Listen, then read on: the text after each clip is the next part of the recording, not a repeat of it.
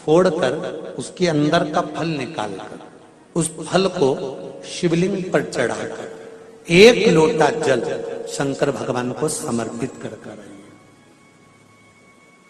दिन होना चाहिए मंगलवार। कौन सा दिन होना चाहिए? जम के बोलो जरा, मंगलवार। समर्पित करो।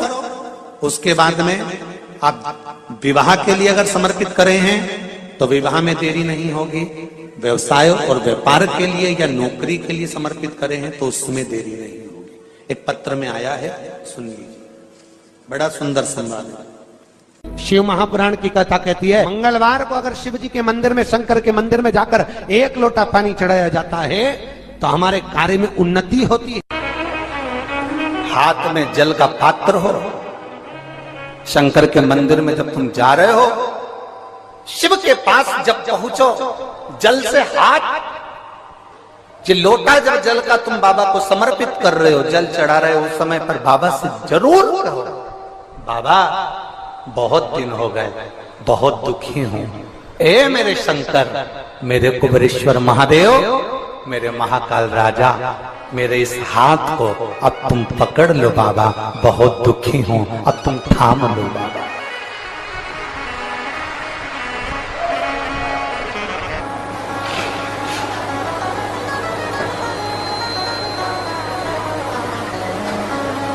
शिव महापुराण की कथा यहां तक कहती है कि यदि आप कोई मंत्र, साधना, व्रत, उपास कुछ भी नहीं जानते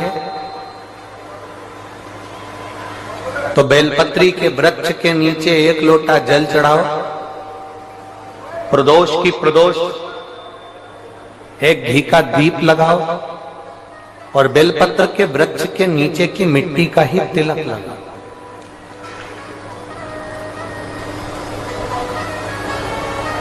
बेलपत्र के वृक्ष के नीचे की ही मिट्टी का तिलक।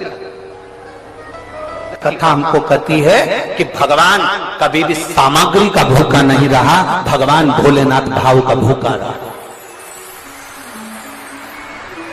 भगवान शंकर को रिझाने के लिए सामग्री की जरूरत नहीं है। कोई चीज तुम पशुपति व्रत करने के लिए गई हो, थोड़ा सामान तुम्हारा घर पर छूट गया, मान लो तुम्हारा कंकु, रोली, मौली, चंदन, हल्दी कुछ घर पर छूट गया, बस एक चीज ना छूटे, जो 6 दिए हैं वो और प्रसाद के 3 हिस्से।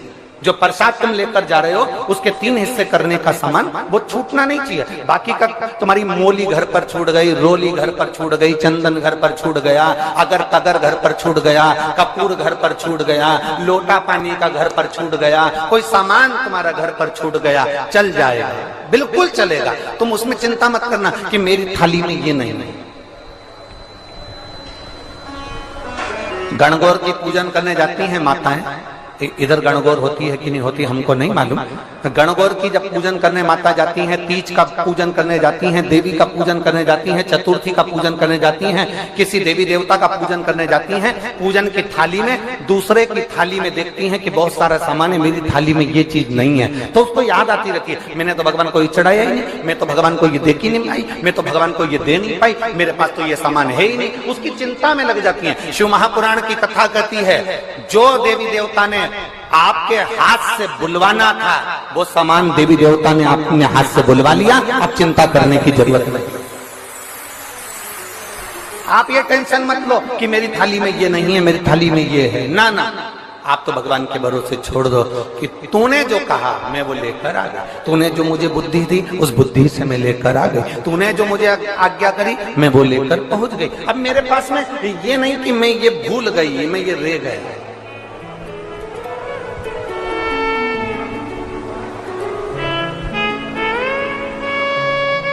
महाराज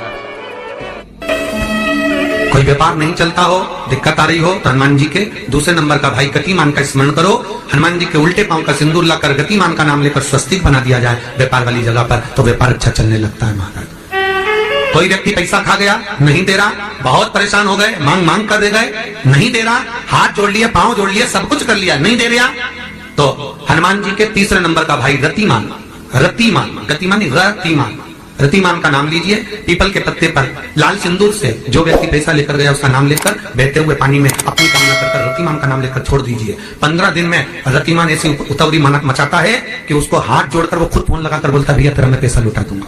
रतिमान का स्मरण किया जाता है। रतिमान, ध्यान दीजिएगा, पंचमुखी हनुमान का एक स्मरण, पंचमुखी हनुमान का एक भाव।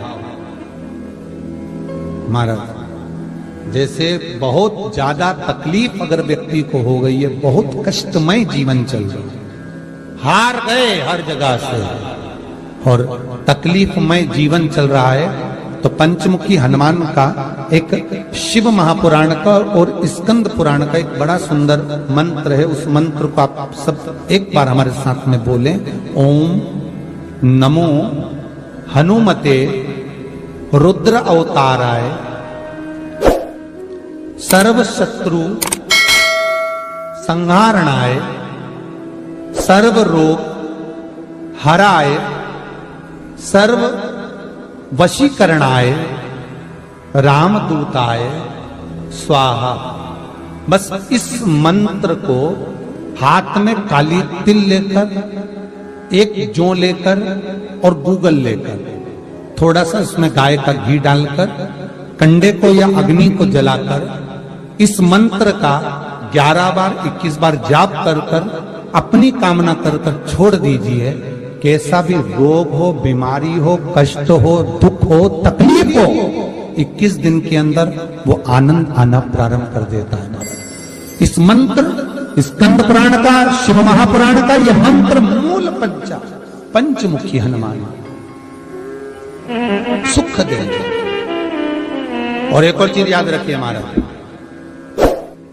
यदि कोई काम के लिए जा रहे हो, कोई व्यापार के लिए जा रहे हो या नौकरी करने के लिए जा रहे हो और लगी नहीं रही, बहुत तकलीफ पा रहे हो, सर्विस ही नहीं लग रही, बहुत कष्टमय हो गया, तो निवेदन करूंगा 5 पीपल के पत्ते पर बेसन के 5 लड्डू घर में बने हुए, गाय के घी के 5 लड्डू रख लो।